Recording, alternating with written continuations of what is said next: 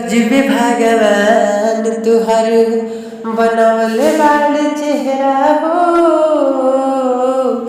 गजब भगवान तुहर बनवले बाड़ चेहरा हो।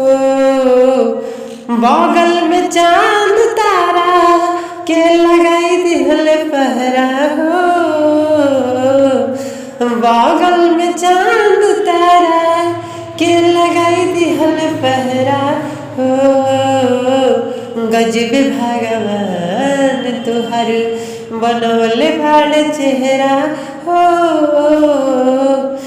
किसिया तुहार लगे कारी बदरिया, सागर के झील लगे तिरछी नजरिया। किसिया तुहार लगे कारी बदरिया, सागर के झील लगे तिरछी नजरिया। रहेलू जो पास तब नींद लागे गहरा हो। गजब भगवान तुहर बनवले बाड़